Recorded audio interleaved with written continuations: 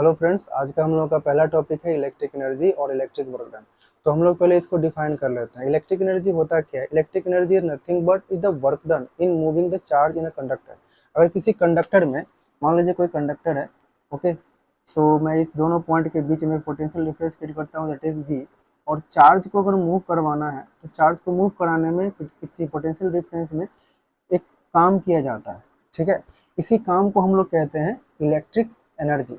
तो इससे एक रिलेटेड फॉर्मूला हमें पता है कि V इक्वल्स टू होता है W/Q, potential equals to W/Q। तो यहाँ से अगर मैं W निकालने की कोशिश करूँ तो W इक्वल टू क्या हो जाएगा? VQ, ठीक है। तो यही है हम लोगों का इलेक्ट्रिक एनर्जी, सिंपल, और कोई ज़्यादा लोड नहीं लेना है इसमें।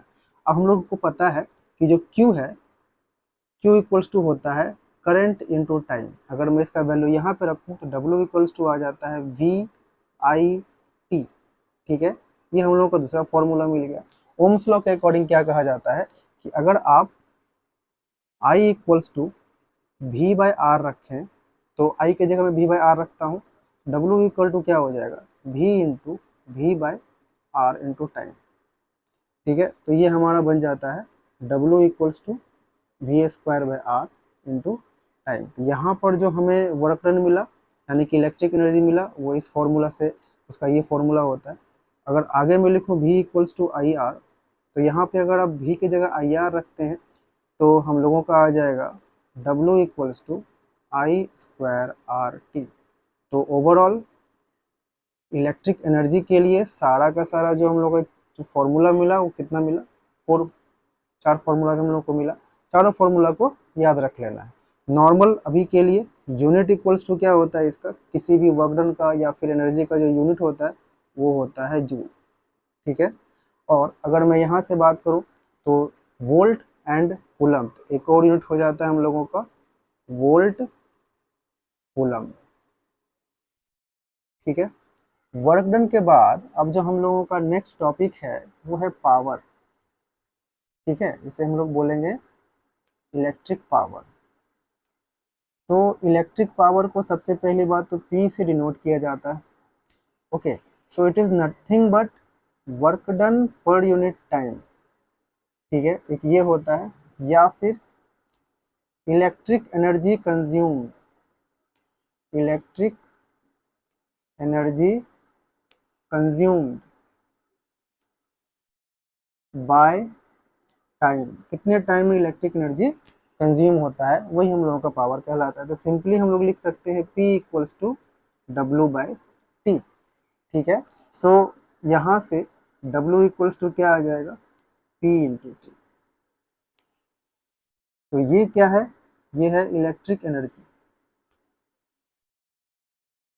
और ये क्या है?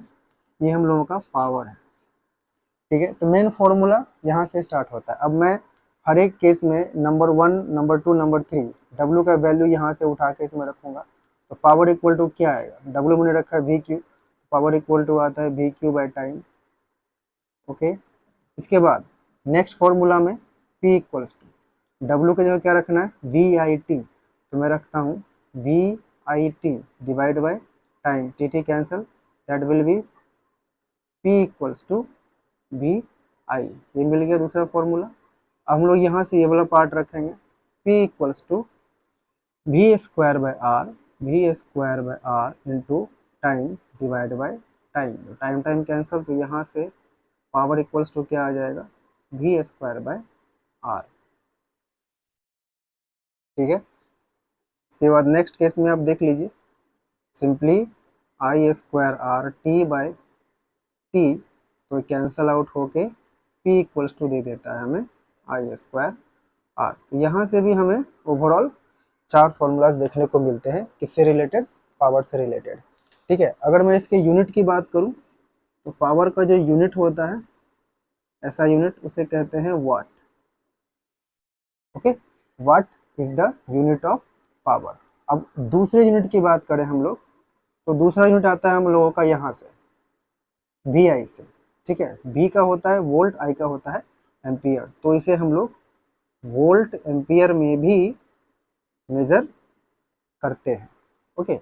अब है कि इस फॉर्मूला से, इस फॉर्मूला से किसका है ये, इलेक्ट्रिक एनर्जी का। इलेक्ट्रिक एनर्जी कहाँ पढ़े थे हम लोग, इस केस में पढ़े थे इलेक्ट्रिक एनर्जी के बारे में, ठीक है। तो उस फॉर्मूला से इलेक्ट्रिक एनर्जी का, इस फॉर्मूला से इलेक्ट्रिक एनर्जी का एक नया यूनिट मिलता है। तो यहाँ देख लीजिए ये इलेक्ट्रिक एनर्जी है और ये पी का होता है वाट और टाइम का है हम लोगों का सेकेंड। तो इट मीन्स एक और यूनिट हो जाता है इसका वाट सेकेंड, ठीक है।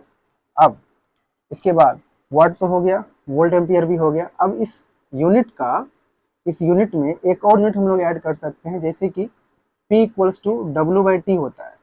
तो मैं यहाँ लिखता हूँ P equals to W by T. तो वाट ले लेते हैं, पावर का होता है वाट, W का होता है joule, W is nothing but energy, electric energy, और ये टाइम का होता है सेकेंड।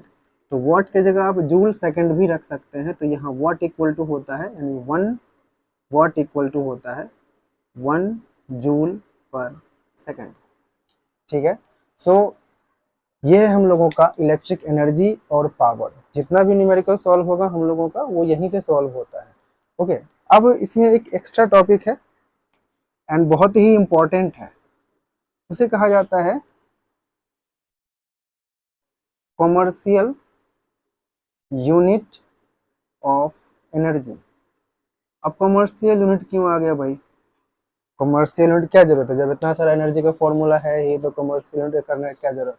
तो कॉमर्शियल यूनिट एनर्जी, हम लोग कॉमर्शियल यूनिट ऑफ एनर्जी निकालने के लिए ये यूज क्यों किया गया, क्योंकि ये जो है वाट या जूल सेकेंड, ये बहुत ही छोटे amount of, small amount of energy का आपका यूनिट है ये वाट सेकेंड, या बोल सकते हैं ये बहुत ही छोटा पावर है।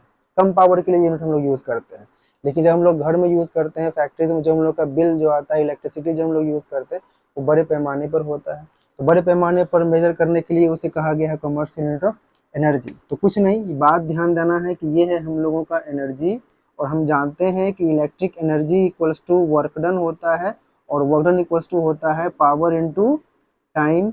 अब मैं क्या करता हूँ, वर्क डन रहने देते हैं, पावर के जगह मैं रखता हूँ वाट। अब अगर बिगर यूनिट की बात करेंगे तो मैं रख देता हूँ किलो वाट, इसका मतलब हो जाता है कि 1000 वाट। ये टाइम है, तो टाइम के जगह हम लोगों ने क्या रखा था, सेकंड रखा था। तो मैं यहाँ पर बिगर यूनिट की बात कर रहा हूँ, तो ये हो जाएगा आवर, ठीक है। तो ये बन जाता है हम लोगों का किलो वाट आवर, ठीक है। इसे शॉर्टकट में कहा जाता है 1 kWh, ठीक है। ये ध्यान देने वाली बात है 1 kWh। अब आ जाते हैं कि 1 kWh को, 1 kWh है क्या, तो क्वेश्चन आ चुका है पहले भी कि 1 kWh is the unit of power या एनर्जी।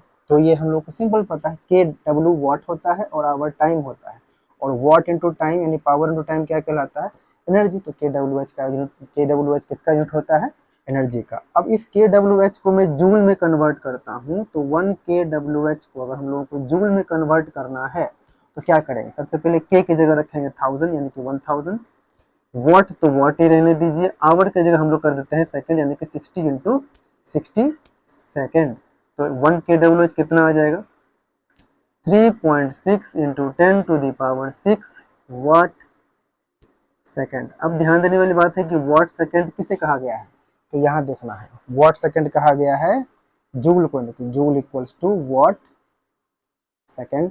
तो यहाँ पर हम लोग लिख सकते हैं 1 kWh equals to 3.6 into 10 to the power 6 joule, ठीक है। तो ये हम लोगों का हो गया किलोवाट आवर इंटू जूल। अब इसके बाद किलोवाट आवर को, यानी 1 kWh को, 1 kWh को कहा जाता है 1 यूनिट, ओके, 1 यूनिट कहा जाता है। इट मीन्स हम लोग जो घर में इलेक्ट्रिक एनर्जी कंज्यूम करते हैं वो कैसे मेजरमेंट होता है, तो हम लोग क्या कहते हैं, इतना 1 यूनिट उठा, 2 यूनिट लग रहा है, या 10 यूनिट लग रहा है, 50 यूनिट लग रहा है।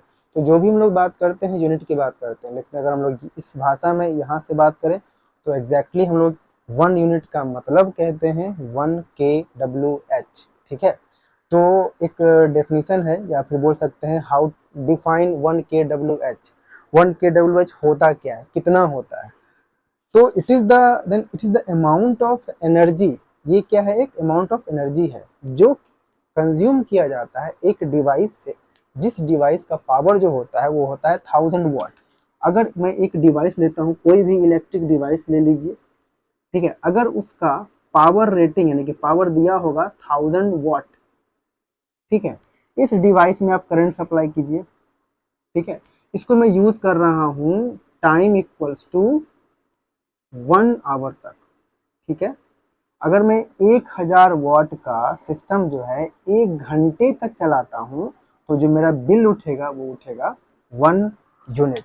वैसे ही अगर मैं 2000 वाट का यानी कि 1000 प्लस 1000 वाट का एक और सिस्टम यूज कर रहा हूँ दोनों साथ में, तो एक ही घंटे के लिए, तो यहाँ पे 2 यूनिट का बिल उठेगा। दोनों मिला के कितने यूनिट का उठेगा? 2 यूनिट का, ठीक है, यानी कि 2 यूनिट मतलब 2 kWh। So this is kilowatt hour.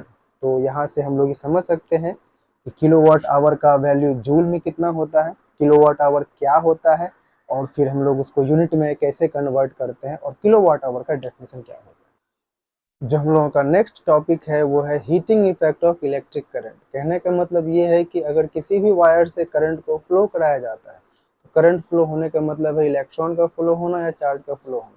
जब उस वायर में चार्ज फ्लो होता है तो उसमें रेजिस्टेंस होता है, और रेजिस्टेंस की वजह से वो चार्ज जो है उस पार्टिकल से, जो भी वायर में पार्टिकल्स होते हैं उससे वो टकराएगा, कोलाइड करेगा, और कोलाइड करने के बाद वो हीट रिलीज करता है, ठीक है। तो अल्टीमेटली आप समझिए कि कोई भी डिवाइस है उसमें अगर करंट फ्लो होता है तो कुछ ना कुछ अमाउंट में हीट रिलीज होता है। लेकिन अगर मैं एक ऐसा सर्किट लूँ इसमें कि प्योरली, जो कि प्योरली रेजिस्टिव सर्किट है, मीन्स उसमें कोई और यूज नहीं हो रहा है हम लोग का, सिर्फ और सिर्फ कंप्लीटली फुल रेजिस्टेंस है, ठीक है, तो उस केस में क्या होगा कि आप जितना भी एनर्जी सप्लाई कीजिएगा वो सारा का सारा एनर्जी जो है वो हीट में कन्वर्ट हो जाता है।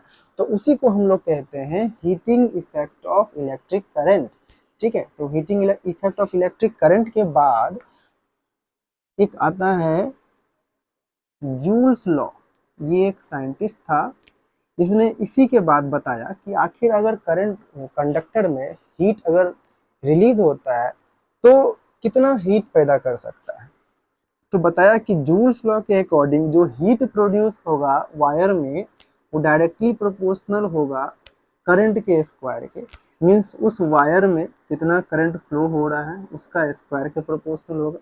उसके बाद डायरेक्टली प्रोपोर्शनल है रेजिस्टेंस के, उस वायर में कितना रेजिस्टेंस है उसके हिसाब से, और फिर टाइम के। तो तीनों को अगर कंबाइन किया जाए तो हीट इक्वल्स टू होता है आई स्क्वायर आर टी। और ये आप जानते हैं इसके प्रीवियस फॉर्मूला में ये कुछ नहीं है तो क्या है, इलेक्ट्रिक एनर्जी है, ठीक है। So heat is nothing but electric energy. तो heat is equals to I square R T, जो कि दिया है जूल्स लॉ ने, ठीक है। तो ये हम लोगों का जो है वो लास्ट टॉपिक है इस सेशन के लिए, जिसमें कि बाकी सब डिलीटेड है। तो जूल्स लॉ ऑफ हीटिंग बहुत ही आसान है, सिंपल है, इससे 1-2 न्यूमेरिकल्स आते हैं, ठीक है। बाकी और भी कॉन्सेप्चुअल क्वेश्चन है जो कि इस चैप्टर के बाद में हर एक टॉपिक वाइज टॉपिक आप लोगों को मैं न्यूमेरिकल सॉल्व करके कैसे सॉल्व करना है, बोर्ड के सारे प्रीवियस ईयर क्वेश्चंस वो भी हम लोग सीखेंगे, और बहुत सारा और भी इम्पोर्टेंट क्वेश्चंस और हाई कॉन्सेप्ट वाले क्वेश्चंस को भी हम लोग सॉल्व करेंगे, ठीक है। सो आज के लिए हम लोगों का इतना ही। अगले वीडियो में हम लोग नए टॉपिक से स्टार्ट करेंगे। So thank you.